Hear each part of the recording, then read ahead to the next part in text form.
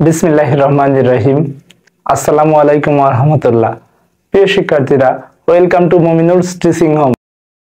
শিক্ষার্থীরা, শুরুতেই গুরুত্বপূর্ণ কিছু হ্যান্ড নোট বর্ণনা করছি, যেটা তোমরা নোট করে নেবে। জলজ প্রাণীর জন্য পানির প্রয়োজনীয়তা।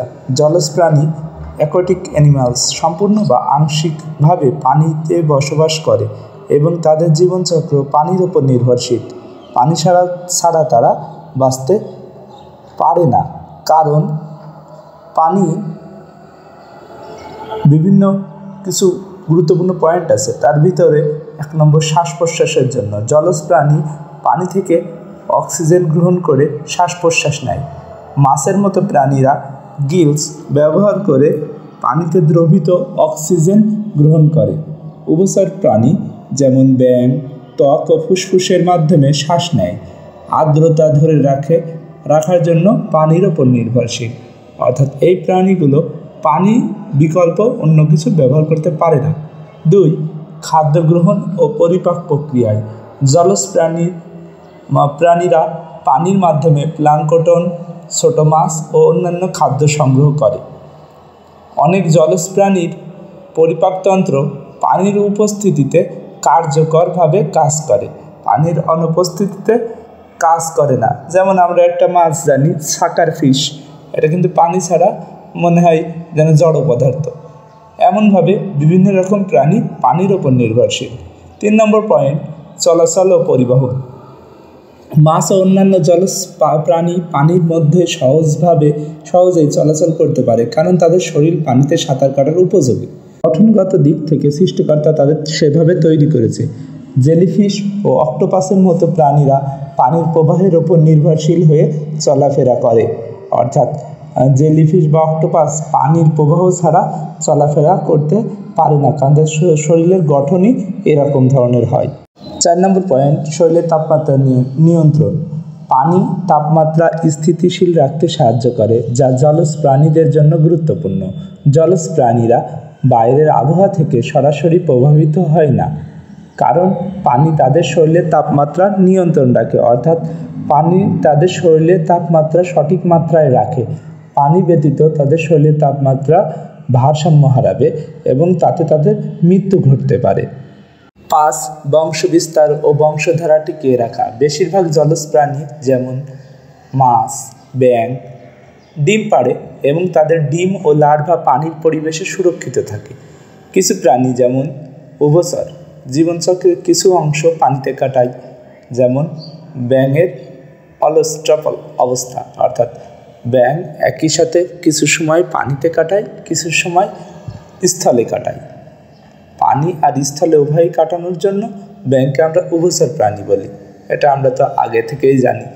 এরপর 6. বর্জ্য অপসারণ।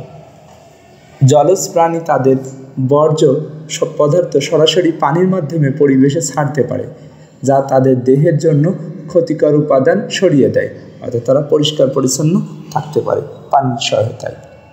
7. পানি তাদের আবাসস্থল। মাছ, কাঁকড়া, শামুক, অক্টোপাস, ডলফিন সহ অসংখ্য জলজ প্রাণী পানিতে বাস করে। পানি ছাড়া তাদের শরীরের গঠন টিকে থাকতে পারে না এবং তারা দ্রুত মারা যায়। যেমন মানুষকে তুমি পানির মধ্যে রেখে দিলেও কিন্তু মানুষ মারা যাবে। যে প্রাণীর আবাসস্থল যা, সেখানে যদি তাকে না রাখা হয় অন্য পরিবেশে সে মারা যাবে। বেশিরভাগ ক্ষেত্রে মূল আবাসস্থলের পরিবর্তন করলে অভিযোজন ক্ষমতা সম্পন্ন হয় না, বরঞ্চ মারা যায়। যেমন একটা উদ্ভিদকে গাছে না রেখে পানির মধ্যে রাখলে বাঁচতেও পারে, কিন্তু বাতাসে রেখে দিলে দেখা যায় সে মারা যেতে পারে। উপসংহার বা শেষ কথা, পানি জলজ প্রাণীদের জন্য শুধু জীবন ধারণের উপাদান নয়, বরং এটি তাদের শ্বাস প্রশ্বাস, খাদ্য সংগ্রহ, চলাচল, তাপমাত্রা নিয়ন্ত্রণ, বংশবিস্তারের জন্য অপরিহার্য। পানি ছাড়া তারা বাঁচতে পারে না।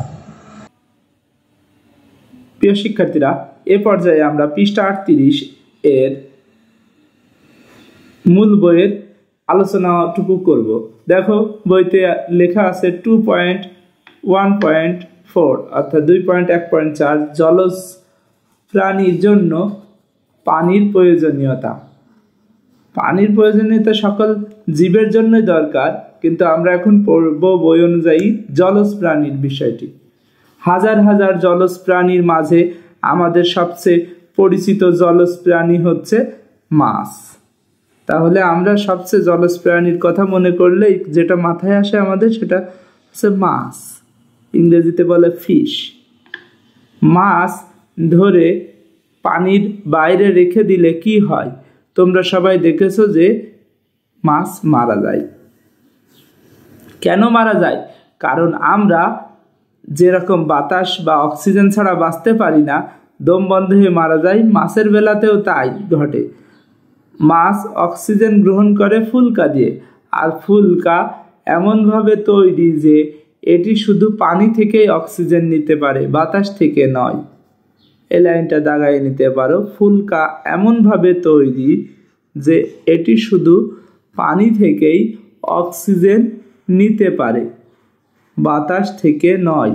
যদি বাতাস থেকে নিতে পারতো তাহলে মাছ বাতাসে ধরে রাখলেও পানিতে তুলে তাও মাছ মারা যেত না। যদি পানি না থাকতো তাহলে কোনো মাছ বাঁচতে পারতো না। পানি না থাকলে কোনো মাছ বাঁচতে পারতো না। কারণ কি? তারা কিসের সাহায্যে শ্বাস নেয়? ফুলকার সাহায্যে শ্বাস নেয়। শুধু মাছ নয়, যেসব প্রাণী ফুলকা দিয়ে অক্সিজেন গ্রহণ করে শ্বাসকার্য চালায় তাদের কোনোটাই বাঁচতে পারতো না। অর্থাৎ যে সকল জীব বা প্রাণী ফুলকার সাহায্যে শ্বাসন কার্য চালায় তাদের কেউই বেঁচে থাকতো না যদি কিনা পানি না থাকতো।